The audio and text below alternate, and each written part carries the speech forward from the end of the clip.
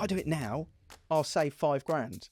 And everyone wants to save £5,000, especially when it's going in tax. And everyone's going to go crazy. If you're a seller, sell now. Get your house on the market and sell now. If you're borrowing 200k on interest only for a buy-to-let over 5 years, the green mortgage that Barclays are offering is going to be saving you £6 a month. Right? So they dangle the green carrot there. Yeah. But really, when you look at it, you think, right, so I need to go and get a new boiler to save £6 a month Yeah. for a property that I'm not going to be getting the benefit Doesn't make of sense, that does it? energy efficient boiler my tenant is. Some things carry on as normal. Some things might be detrimental to people that want to continue their journey on property investment and add into their portfolio. But like I said, the conversations I'm having, it's just, well, I'm not going to sell now. So we are doing an Investors Corner podcast special around the budget, because that happened last month. And there's a lot of things that link back to property. I think there was some little surprises in there and some things that we expected to be in there that weren't in there. But how does that impact the property market in general? And although this podcast is specifically around investors, I think we have to look at it from a 360 point of view, because investors investing in property are inevitably going to be impacted by what first-time buyers do, what happens with home movers, upsizers, downsizers as well. And there has been some key changes that have come into the property market specifically from the budget. Some of them under the radar, because she didn't even talk about them. They were just put in the paperwork subtly. So I You think sound that's, surprised. well, I'm not surprised by anything these days. But I'm pleased to be joined by Andy, obviously my co-host, and then Vez from Mortgage Tribe, going to touch on it as well. I know you've unravelled the budget in detail. We were talking politics off camera just a minute ago, which I promise you we won't dive too far into on this episode. Not my favourite topic anyway. But how, first of all, Vez, how's the mortgage world? Yeah, there was a bit of a flinch reaction straight away. We saw rates, and even yesterday I had some emails through from a couple of lenders to say rates are going up. But that's nothing new. That was the trajectory that, you know, that they were on already. Marginally increasing or significantly? Yeah, we're not talking like, you know, life-changing sums. We're just talking like, you know, Netflix subscription type changes to the bottom line. But just that's been the trajectory for the past kind of 2 or 3 weeks, and it's just carried on. Some of them were just kind of like settling in and finding their own kind of place in the market and adjusting, but generally just up slightly. It's not good news on that front. Well, I think what we've seen over recent years is a market where the government have tried to shape it to benefit the first-time buyer, and at the sacrifice of the property investor. Typically, is what we've seen, isn't it? Really? Yeah, I think so. Yeah, because you see the extra amounts that potential property investors pay, different mortgage rates that they get. It's very much leaning towards that first-time buyer sort of profile. Really, but I mean, the conversations that I've had with some investors since the budget, I mean, they're just carrying on as normal. They're sticking to it. They've got no plans to exit. All right, they might not put additional properties into their portfolio currently right now, but yeah, That's a big change, isn't it? A lot of them are That's, sticking. That is, I think, the long term. So we'll wait and see. Are they going to carry on buying? Are you going to carry on investing? Does this really impact you quite so much that you think that was the straw on the camel's back? Yeah, That's the bit I'd like to. Yeah, I'm sure we'll go through it in more detail on this episode. But some things carry on as normal. Some things might be detrimental to people that want to continue their journey on property investment and add into their portfolio. But like I said, the conversations I'm having, it's just, well, I'm not going to sell now. I'm just going to keep hold of what I've got. I'm sure at some point rental prices will increase again because some of those landlords will be exiting the market more now than what they were thinking before.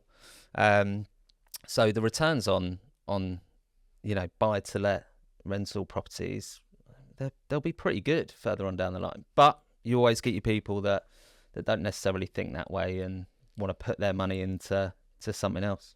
I think if you own a buy to let and you are the right side of 60, as in you are, in your 30s, 40s or 50s, if you're now thinking about selling your portfolio or your buy-to-let, you are an absolute mentalist. Yeah.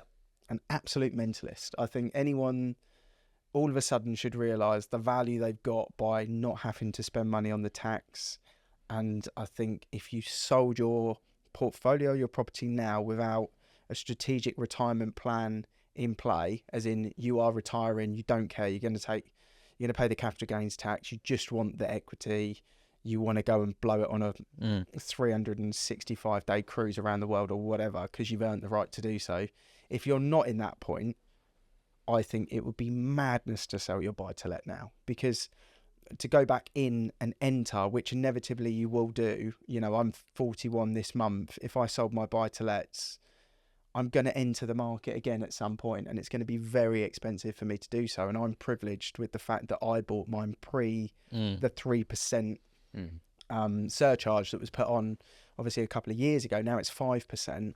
All the good old days, isn't it? It's the good old days, but I don't have that kind of that penalty on it. So if I had to go back in, but what would be quite interesting is I looked at the calculations actually. So if I was buying a buy-to-let at 550, a London buy-to-let or a family home around here buy-to-let, currently from a stamp duty tax point of view, I'd pay £42,500, which is a lot. That's currently a lot. Before the 5% when it was on the 3%. If now we're looking at from a 5% point of view surcharge on normal stamp duty levels, I'm paying 45. It's £2,500 difference. It's not a big swing. It's not going to change the world. It's not really going to impact things in too much of a different way. So the way that I kind of look at it is just, it is a big lump when you look at it, but in comparison to what it was a week ago, it's not that big a difference. So I don't think it's going to knee-jerk the market.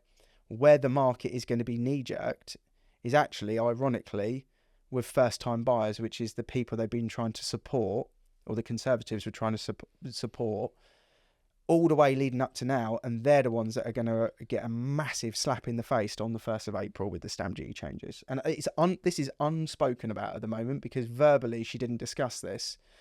And the reason why it's happening is stamp duty temporary changes were brought in September 2022. They were always planned to end on the 31st of March 2025, and they just allowed that to continue and not be extended. So they didn't need to discuss it because it's actually a policy that was brought in prior to their tenure. But what it has done is it now means that a lot of people don't realise that the stamp duty tax level on the 1st of April, for a first-time buyer in particular, they are the ones that are going to be hit the hardest. The normal main residential purchasers, not that hard. The buy-to-let people, marginal in context to what they're already paying. But the first-time buyer is about to get a massive slap in the face. We talked about this a second ago, didn't we? Yeah. A live example of how much it would. It was an extra £3,750 if you bought at 370. After March, if it completes after March. So your client, like my client, that's thinking about offering, that should be offering now to buy that property, if he buys it now, he'll pay zero tax. If he buys it or completes on it or exchanges, whatever the rule is, on the 1st of April, he'll have to pay the best part of £4,000 in tax. What I'd say is that at that point, the total fees, i.e. the conveyancer of about £2,000, let's say, survey, depending on what level he needs, £500 to £1,000. So £3,000 and another £750. My fee, potentially a lender fee. There'll be other disbursements like removals, That sort of doubles his moving costs, doesn't it? Exactly. Yeah, and for a first-time buyer, that's significant, because actually the £45,000 to the £42,500 for the buy-to-let investor is not that much of a swing. Like in percentage margin, it's not that much. You're talking double for the first time buyer. That's it's kind of worse than double, because there's a fee for something that you wouldn't have had to pay a fee at all. So it's almost kind of like worse than double in that respect. But it is tough. I mean, I broke it down. So as it stands now, it's 0% up to 425. It's 5% over 425 up to 625. That's the kind of first-time buyer relief, if you like, that they're getting at the moment. From the 1st of April, it'd be 0 up to 300k, and then 5% on 300k up to 500 grand. So if the average first time buyer around the home counties is buying at 400k, it's 5 grand stamp duty tax, bang, straight away. 5 grand that was saved for your deposit or your costs or your kitchen, appliances and your sofa or whatever, that's just gone bang. There you go to the government. In terms of the people that are buying their main residence that aren't first time buyers, effectively, if you're buying over 125 grand, say you're buying over 250, I should say, sorry, then you're paying 2.5 grand more tax. That's what it is, basically. So it's not nice, is it? No, but it's interesting. You mentioned at the beginning how either landlords or first time buyers would be targeted, but in this case it's kind of both, and probably first time buyers, like you say, worse than landlords, and a lot of those sums are going to have to come off the deposit, as you say, which means that a higher mortgage payment. Even if come March next year interest rates have come down a little bit, if you put in a smaller deposit, well, it also means, and I've experienced this quite a few times, as you guys will have as well, is when we've got a stamp duty change month, which is going to be the 31st of March. It's a Monday. I already looked at the date. Monday, the 31st of March is going to be the completion day to get all of those kind of ticked in and achieved. Solicitors, so sorry that it's going to happen to you, but you're going to have to go through it again. But it's everybody in the industry, right? Of course, because everybody, I'll have to, we'll all have clients that are going to tick over to 1st of April, and all of a sudden removal be vans. Like, you know what, the removal pull companies, the plug here. They're going to be in all sorts of bother. But what it does mean is it means this cluster that we don't normally experience in the first quarter of the year. We're going to see a cluster of transactions happening and completions. But because not many people are talking about this, by the time they kind of realise that if you wait now and think, right, I'm going to move in the new year like most people do, I'm going to buy in the new year, you're going to quickly realise in the first couple of weeks of January when you do your costing exercise that you've got this window. If I do it now, I'll save 5 grand. If I don't, and everyone wants to save 5 grand, especially when it's going in tax. It's not an investment, it's tax, it's a cost. Then everyone's going to go crazy. And we're going to see this in Q1, all this craziness.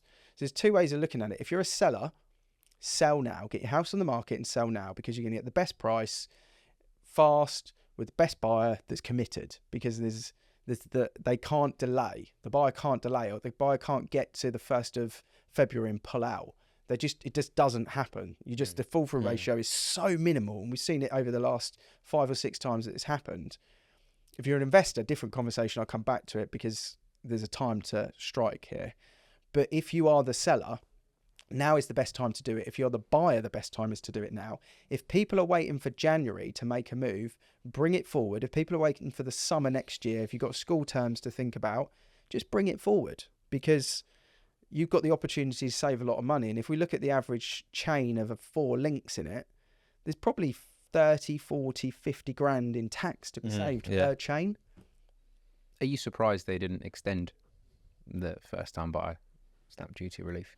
I'm surprised they didn't do the first time buyer one. I'm not surprised what they did with it was a bit of a shock what they did with the landlords, the extra 2%. That was expected though, wasn't it? It's Labour. They were going to do something. They were going to do something. I just didn't expect. I thought they would help. Actually, that's a lie. I had a conversation with the Labour MP that was running in our constituency, and I specifically only wanted to discuss support for first-time buyers, because I didn't want to have this broad conversation where you end up getting nothing out of it. I was like, I'll get something out of this that I can talk to people about. And I was really surprised there was just nothing. She kind of name-dropped the mortgage guarantee scheme, and then she saying, well, maybe we'd look at something like that. But it was all like, there was nothing concrete there. And I remember walking away from that conversation, and I was driving somewhere with my girlfriend in a car, and I said to her, I was like, don't think anything's going to happen. And it hasn't. There's really nothing there for first-time buyers. And I know this is the Investors Podcast, but it is a big shock from our Well, the first-time buyer typically is the competitor of the property investor when it comes to being a buyer, because they're normally identifying the same type of property profile. They're normally looking for the buy-to-let and the first-time buyer type of criteria when we register either Yeah. is normally similar. You'll see it with Mm. mortgages. It's normally the same sort of mortgage or property value, maybe not mortgage value, but it's normally the same sort of property value. So I think it impacts them in that way. My advice for the investor is to start your search in April, Yeah. basically, because if you're the hot person looking to link up the bottom of the chain that's just bombed out because people didn't hit the margin, and the first time buyer's gone, no, I'm not doing it because I haven't budgeted for that £4,000, £5,000, and then you link up the bottom of the chain, there will be some deals available for those first time buyers. There's also in I try and sort of weirdly look at trends that might form, and again, 21 years of being in this industry, you kind of see A can result in B. The A for the property investment element of things is the fact that we're going to see the entrepreneur's relief on business sale go from now 14% but to 18% in 2028. And what I would assume is going to happen in 2026, 2027 is the ageing population that we're aware of. There's more 65-year-olds than ever before on record. Those business owners are going to want to exit their businesses and save that 4% tax relief in that window. It's another sort of milestone to think about in 2028. And all of those people that do that, I would imagine, would be putting a lot of those funds, because as soon as someone exits a business and gets a big cash injection, what do? They go and buy a buy-to-let. Yeah, it's real estate, isn't it? It's just straight away. So there's a couple of things that are going to happen over the next few years that are going to have a sort of an impact in trends around the property market that that's where talking to someone that's been in the game for a long period of time or listening to podcasts like this, you can kind of pinpoint some things that are going to happen as a shrewd investor or as a first-time buyer trying to save money. They're the things that I've sort of reviewed from the budget and think there's a good chance that these things will happen on the roadmap over the next sort of 4 years, really. What do you think is going to happen with house prices after April, though? Because obviously you've got the increased amount that you pay tax-wise. Do you think that will bring house prices down because people are trying to recover those costs in offering less on a property? Would you see house prices go up because people are needing to make that shortfall up on a sale of property, or do you just think that there'll be sort of no dramatic difference in house prices at all? Logically, I think there'll be some kind of wave or a dip, right? Because if you're a buyer and you tick over to the 1st of April, you've got a decision to make. It's a sunk cost fallacy, right? I've already spent a lot of money to buy this house. Do I just bite the bullet, or do you call the estate agent and try and renegotiate? Which is probably not going to go down very well because you're going to have one very angry seller on the other side because they're basing a transaction on the other end, probably. So it'll be weird to think that those conversations won't happen. They'll happen. A certain number of people will have to have those conversations. There might be a certain number of properties being relisted where the buyer actually decides, okay, fine, they didn't accept my lower offer, I'm going to just pull out. There'll be some that are like, it's what it is, we tried, kind of thing. We started the process too early. We knew what we were getting ourselves in for, maybe because they started too late, started in January and didn't start in November. And naturally, that's going to mean two things. Potentially a few more of the kind of first-time buyer type properties on the market in April.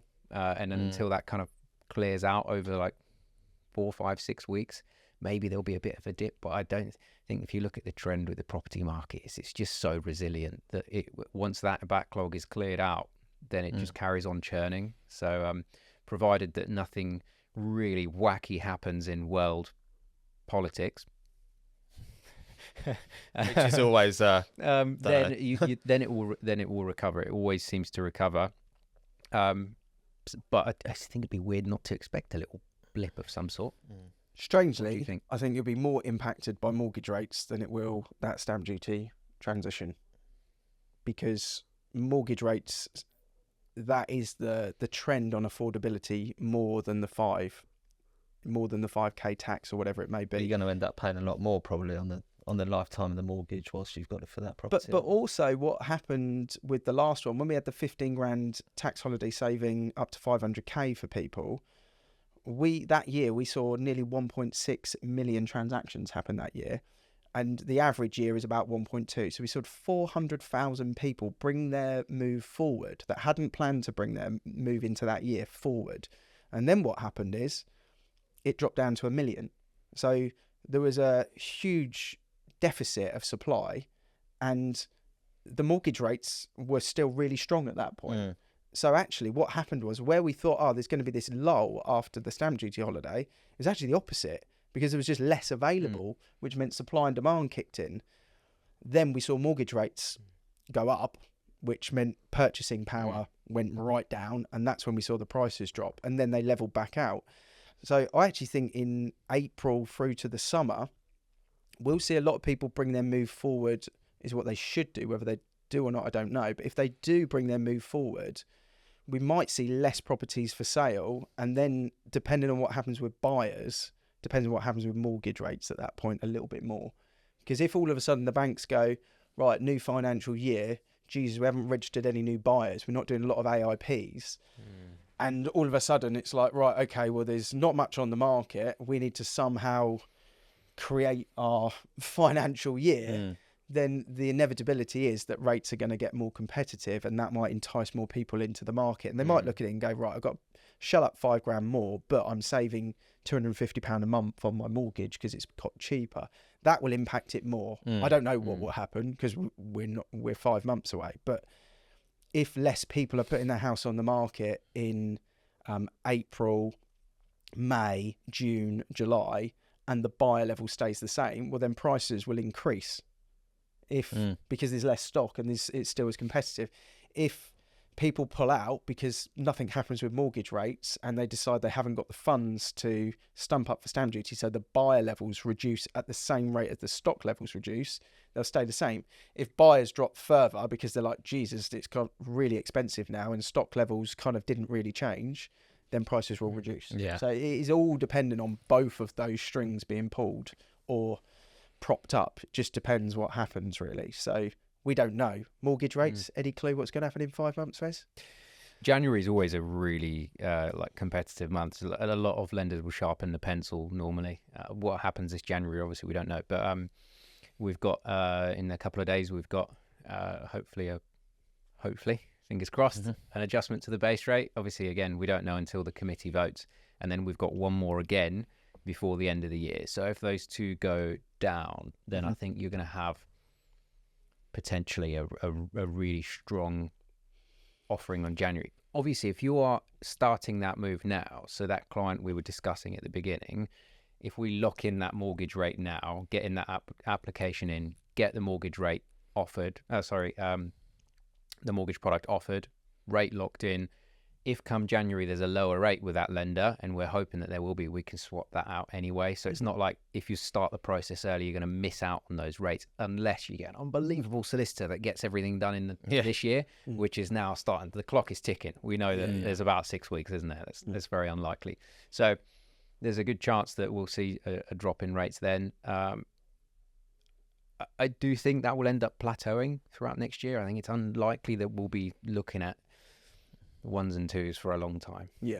But there's already kind of like mid threes out there for those with really strong deposits. It'd just be really nice to see lenders get some better deals out there for people with smaller deposits, i.e. the first time buyers, because the rates at the moment, it's pretty common for them to start with a 5 if you're a first time buyer with a 5 or a 10% deposit with perhaps a little bit of extra criteria that needs a bit of a massaging into the right place kind of thing.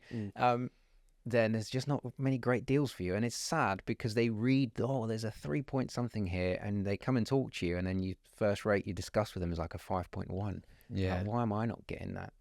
It's a risk profile. It's a different risk profile. But one of the things I wrote down actually that I think probably needs to happen as well is that there just be a bit more of an incentive. There's all this conversation about energy efficiency and, grants for heat pumps and things like that. We need to dangle, or lenders need to dangle, a bit more of an energy efficiency carrot, and maybe that can come with some stimulation from the government in terms of some kind of additional incentive for the lender. Because at the moment, if you're borrowing 200k, I was looking a little bit earlier, if you're borrowing 200k on interest only for a buy-to-let over 5 years, the green mortgage that Barclays are offering is going to be saving you £6 a month. right? So they dangle the green carrot there. Yeah. But really, when you look at it, you think, right, so I need to go and get a new boiler to save £6 a month Yeah. for a property that I'm not going to be getting the benefit It doesn't make of sense. that does it? energy efficient boiler my tenant is. Yeah. So there needs to be some kind of realignment, because the government talks about prioritizing, net zero, decarbonisation, all of these things, and actually they need to work with other industries, Yeah. in order to make that happen. Because at the moment, the green mortgage is not that much better. It's not worth doing, is it? It's just like you spend all that money on your house. All right, look, potentially further on down the line, it might add value to the house if you do energy performance things for that property, but it just doesn't make sense. Well, why should I spend the money now to save £9 a month? Who really benefits from stuff like that is first-time buyers that are buying these green or A/B rated properties that are sort of reasonably new, so they've been built to that energy efficiency rating. They're the ones that will sometimes I'll have a discussion with, and I'll discuss a green mortgage. I'll have absolutely no idea what it is until you bring it up, and then often it will just come with like a bit of a nicer cashback facility. Yeah. So one of them, Yeah. HSBC have just done one. They did £1,600 cashback, which is cool. Buyer was like, I get that when I move in. It's like, yes. Yeah, we did an episode talking about the green mortgages actually a couple of years ago when the rates, before the rates kind of did the ups and downs carnage they've done in the last 18 months, and it was a little bit more appealing back then, but obviously they haven't got back round to where they sit at the moment. But yeah, there needs to be a little bit of support somewhere along the lines, because I do think come April next year there's a couple of kicks in the nuts going on there that are going to have a bit of an impact in the market. So unless rates do come down and we start to see the average mortgage rate in the low threes, and if you've got a 90% loan to value product going in, you're kind of looking low fours or early threes. Unless we're kind of in that frame of mind, I do think it will be a little bit tough, especially Q2, Q3 for the property market. I think banks won't make much money. I think completions will be lower, so trades will be impacted. No one really cares about estate agents and banks. I get that, but the fallback on that is the trades, everything that goes with it, and they will be hit, all of the services in connection. So we'll have to see. We will have to see.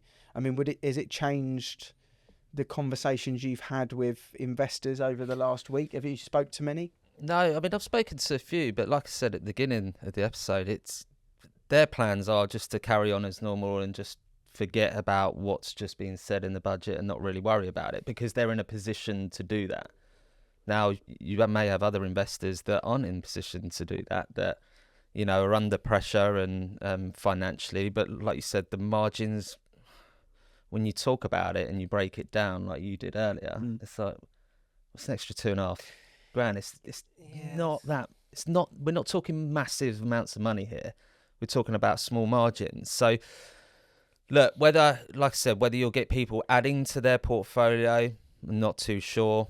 You'll always have people out there that will be moving overseas, that will be keeping hold of their portfolio, that will be given a property as an investment for them to rent out and then sell further on down the line. You're always going to have those people. So I don't think it will have a major negative impact on the supply of property coming to the market, because you're always going to have those people there. You may not just get your additional properties bought in the portfolio, like I said, but it's not going to make massive amounts of difference. And if anything, if the supply is lower, then you're going to get bigger returns on your investments that you've currently got there and currently on the market. So yeah, conversations I'm having, no difference really. Whether that changes next year, don't know. Is a good test, and I don't remember what happened when the 3% surcharge was introduced. What you know this? What happens to transaction levels in the short term and then in the long term for buy-to-lets? Because that's a bigger increase than what we're seeing now. Yeah, it's the same thing that happens most of the time when these big decisions get made outside of your control. Ego gets hurt, so then you see a lull for 3 to 6 months where people battle with the idea that they've just been stumped with this extra thing. So it's like stubbornness, ego.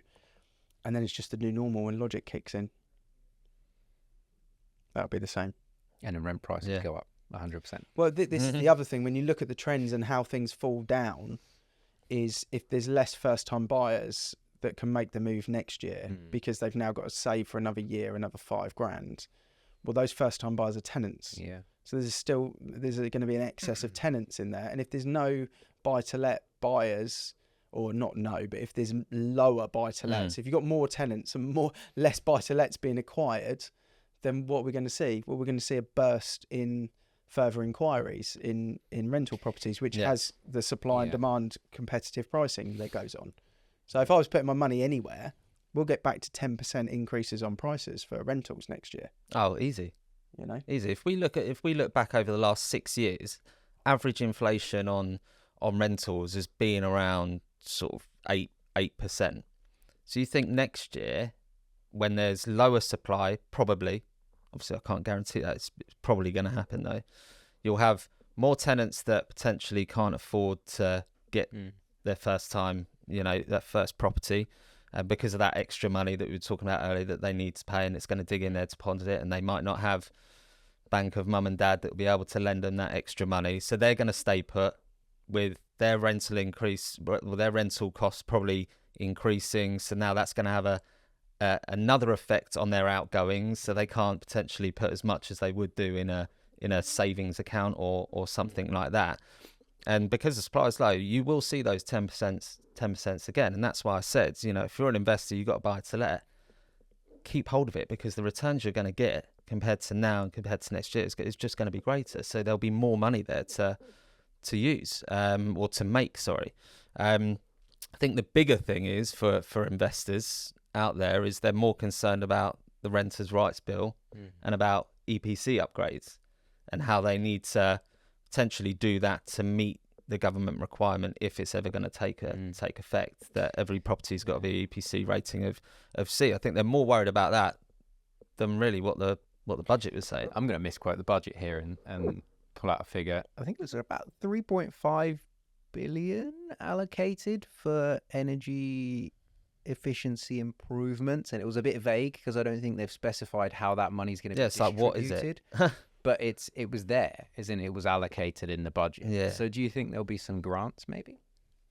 Potentially, but whether they're if you're a landlord, grants that are fair, that are beneficial to landlords, we'll have to wait and see. They were talking about things before, basing it on potentially you can get a grant on the type of property that you've got and what your property value is, and come up with a maximum to spend on that type of property. So it could be, right, you need to spend a maximum of 10 grand on your property.